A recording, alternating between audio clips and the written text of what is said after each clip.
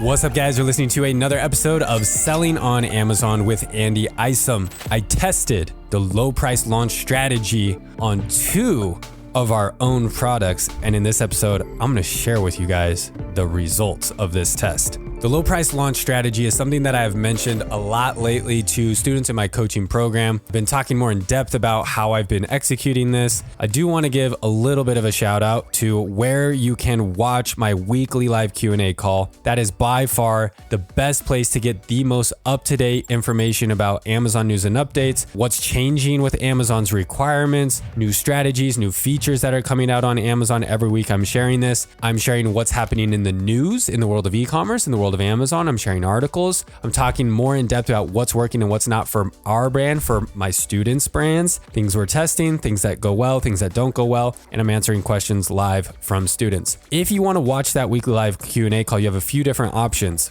First option is if you are a student in my Anaconda, Jaguar Lite, or Jaguar programs, you get live access to this call every week for life. So once you join the program, you can attend the weekly live Q&A call indefinitely, as long as I keep doing this. And I've been doing this for over 3 years now with over, how many calls? That's over 150 Q&A calls I think I've done now. Another option though for you guys, if maybe you're not interested in investing into one of my higher level programs and you just want to watch the weekly Q&A call, you can't attend live with us if you're not in the program. But if you want to watch the replay, it's about 1 hour replay, but you can speed it up if you want and get through it, faster. I am posting my full recordings every week on my Patreon page. Very low price subscription, guys, every month to be able to access that. Again, in my opinion, it is the best value of anything that I put out there, including my podcast episodes, which is tough to say right now, obviously on my podcast. But my most successful students that are selling,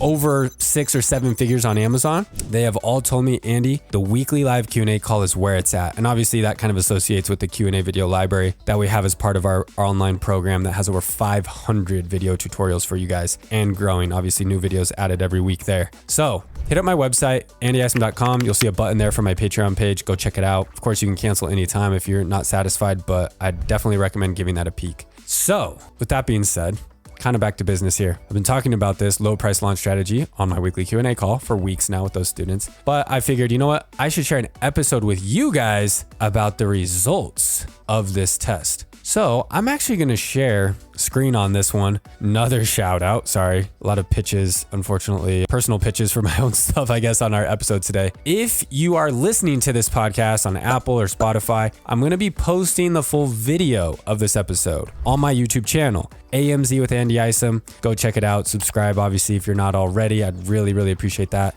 I go and check that. I see if people are watching. I see if people are liking the videos. So thank you guys so much for those of you who are watching over there. Anytime I'm doing a podcast where I've got on-screen stuff kind of happening, definitely the place to go is to the YouTube channel so you can see all that kind of on screen. So I'm going to talk through it, but again, this part of this episode by far is going to be better to watch on YouTube. First, I got to go ahead and hit this record button so I can record my screen here. Awesome. We are now showing you guys, again, who are watching, you are seeing my seller board dashboard. I've talked a lot about Seller Board recently. It is an incredible software tool that connects to your Amazon account and lets you see all of your analytics in super detail. So just to kind of give you an update of where I'm at right now looking at this view, I'm on the main dashboard view. Up at the top, there's different views. There's tiles, chart, P&L trends. I'm on the chart view. And what I've done here in this search bar is I've selected my 6 SKUs that I tested the low price launch strategy on. So over the past 2 weeks, I tested the low price launch strategy on 2 of our seasonal SKUs related specifically to Valentine's Day. Now, as of recording this podcast episode, it is February 7th. So there still are technically a couple days left, but unfortunately, we have sold out of all of our Valentine's Day SKUs. We sold out a lot faster than anticipated. But again, this is going to be a good learning experience for us and again for you guys to learn from how this worked out and probably how we could have executed it better. So the next launch, the next test, we can be a lot better at this. So let me just explain kind of what we're looking at right here, and then we'll kind of go over my takeaways from this test and try to share some advice for you guys who want to test this out with your own products. So right here on Seller Board, you can click this little configuration button And this will change the view of this chart that you're looking at. So right now, I'm just looking at units sold. I'm looking from January 24th on the far left all the way over to January 8th, which is technically tomorrow. So that's at 0. But you can see the units sold from January 4th all the way up to February 1st had a really good rise. Like we are rising up to where we sold on February 1st, guys, 101 units of these 6 SKUs. So of these 2 seasonal designs, on that one day, we sold 100 units of 2 SKUs. Well, I should say 6 SKUs, but 2 parent designs. So that's pretty good. To give you guys an idea of the low price launch, we did a low price back here around January 24th. In fact, I can't remember, I probably could have looked this up, but I can't remember the exact start date, but it was right around there. And then we slowly have increased price up until around February 1st. Around February, I believe it was like February 3rd, we went to max price. We had to do it a lot sooner than I hoped. I had hoped to get to max price closer to February 8th or 9th. But again, we are selling units so fast, so much faster than I anticipated that we had to raise price a little bit faster. And then you can see from that point over the last couple days, sales have declined until ultimately we sold out. So part of that decline is because we ran out of certain sizes. So the most popular sizes sold out a lot sooner. So like only extra large was available, which doesn't sell as much as larges and smalls. So that also attributed to the dip in sales as well as obviously the price increase. Here's something that's really interesting though. I'm gonna add here in the configuration, we're looking at units sold, but I want to actually pull up, look how interesting this is. So now I'm seeing on my chart, I'm seeing these bars are profit. And the cool thing about Sellerboard, guys, is all these analytics you're seeing also over here on the right, you're seeing kind of like a little P&L breakdown with a bunch of numbers. This is for just these 6 SKUs. And if I scroll down on the page, you can see the 6 SKUs that we're looking at specifically. In fact, I can even see how many units sold, sales, ads, profit, everything on the specific SKU. So I can see, okay, which size was the most profitable, which size had the best margin, best ROI, or which size, which SKU, I can see all that kind of stuff. So that's really cool about Sellerboard. But kind of scrolling back up here to the chart, here's what's interesting. In the first 5 days, when sales were the lowest, I mean, we're selling 17, 14, 27, 55, 54 units, the profit was the highest. Then we actually had some pretty good profit right there on January 2nd. We sold 93 units, had a net profit of $258. But as we started to sell out, we started to lose profit to where we were barely scraping a profit a couple days. And in fact, we had a negative day where we sold 21 units, but we lost $156. Again, another huge reason for that is we were still spending a bunch on ads, in the last few days, but we didn't have all of our sizes. So that's what screwed us up. Is our ads were still running because we had like our extra large size, for example. So our ads were running, they're getting clicks, but then people come into the listing and saying, oh, they only have extra large. That ain't gonna work for my dog. Click back. We get charged for those clicks, don't get sales. So our ad costs are super high. We're selling 21 units, but likely a lot of those are our extra large sizes. So we lost profit that day. Let me actually click and I'm gonna add here. I'm adding more charts here. Let's actually add advertising cost. So now this is a really nice view where we can see units sold, looks like a mountain. It's rising up to that peak on February 1st, and then it kind of slowly declines from there. We're also seeing this similar type of rise with advertising costs. Advertising costs is showing as red bars here on my screen.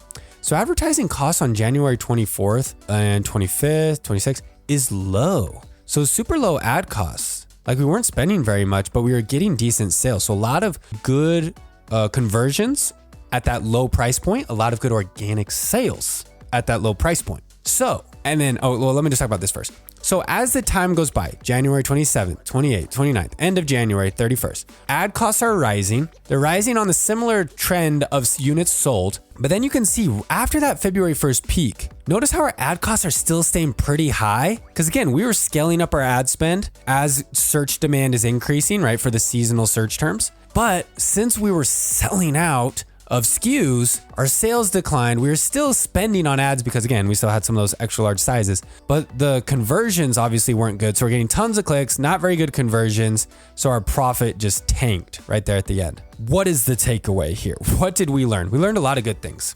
One thing that we learned from running this test was you can actually make potentially, right, way more profit at lower price points than at higher price points with higher profit margin.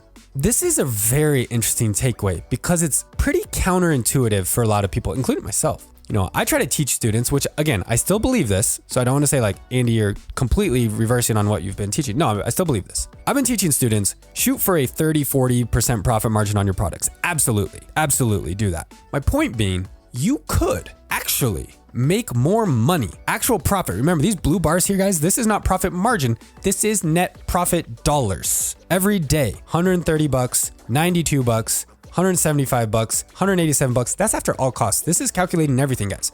Amazon fees, advertising costs, cost of goods sold. It's all in here. So this is true money I am earning from these sales. I was making more profit off selling 27 units, 55 units, like in that 20 to 50 units range at $13, which means my profit margin was like 15, 20%. I'm making more money than when I was selling for $19, profit margins of 40, 45%, selling 85 to 100 units per day. Again, why? Why do I make more money net profit selling for $13 when my profit margin is so much lower than I did at $19 with a way higher profit margin selling 100 units per day? How the heck does that math? The big kicker here, guys, is the advertising costs. Look at these ad costs. Back in those first few days, the ad costs were nothing. $75, $20. I was barely spending any money on ads to get 50 sales, But once I was getting those 100 sales at a $19 price point, I'm spending $500 a day on ads, not 50. So that was the difference. Why did I have to spend so much more on ads to get those sales? Which ultimately, cut into my profit margin a lot? Because think about it. It's going to be harder to get conversions, sales from customers at a higher price point. If you're selling an awesome product for $13, everyone's gonna be like, frick, yeah, that's a sweet deal. Click buy. So your conversions are really high. But if you're selling for $19, $20, same product, customers might be like, $20, that's pretty expensive for this product. They're not gonna buy. And they might be clicking on it to check it out, but you just don't want to spend $19 on that. So conversion rate plays a huge factor in this whole profitability game, that we're playing. Over here on the right on Sellerboard, you can see, I clicked this drop down so you guys could see units sold. This is another really cool thing about Sellerboard. You can really easily see how many organic sales and how many sponsored product sales you got. I was getting a ton of organic sales compared to sponsored product sales. I'm actually going to change this date range really quick. I want to look at the 24th through 28th. That's when we had the most profitability. Let me look at all periods. Okay, here's what's crazy. So from the 24th of January to the 28th, we sold 137 units organically, 30 units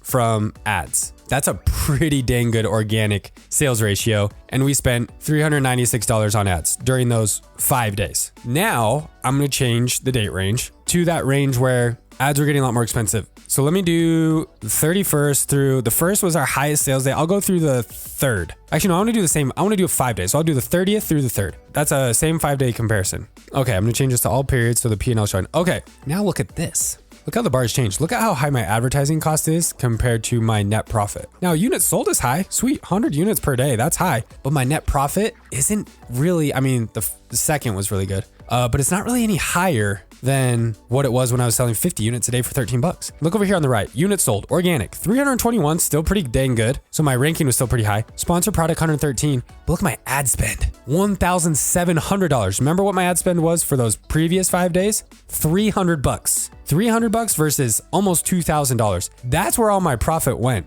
Let's look at net profit. I forgot to keep my eye on that. Net profit right here for these 5 days, $563. $563. Let's remember that. $563. Let me go back to the 24th through the 28th. $563. Net profit, $114. Oh no, sorry. Look at this. Net profit, $700. During the time when my price was $13, $14, right? Because we were slowly raising price. I made $700 profit. During another comparable 5-day time frame, we want to compare the same time frame, 5 days versus 5 days. My price was higher. Technically, my profit margin is higher. I only made, I'm trying to remember the dollar amount, $500, right? $534, I think I said. That is the takeaway. I think, guys, too many of us are getting caught up in these, I need a high profit margin. Let me raise my price crazy, get a 40, 45% profit margin.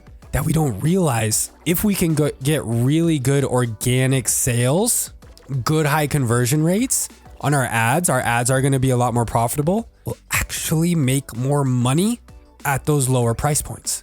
My conversion rate was so high, guys. I shared this with my students. My conversion rate for these first few days was 20%. 20. But it makes sense. I'm in the search results, guys, and it's showing my price as $12.99. I think I had it at. I was cheaper than the Chinese brands. So when people see a Remy and Rue product, or even just looking at the product, they're like, dang, this looks a lot nicer. And I'm cheaper than the Chinese brands? Duh, people are gonna buy it, right? So that's why my conversion rate, 20%, guys. 1 out of 5 people who viewed my listing made a purchase. That's pretty freaking high compared to normal conversion rates, earning from like 1 to 5%. 5 on like the high end for great products. I strongly endorse the low price launch strategy. We made some mistakes, like talking about the takeaways here, right? We definitely made some mistakes. Big mistake was not having enough inventory for this strategy. Let's be honest.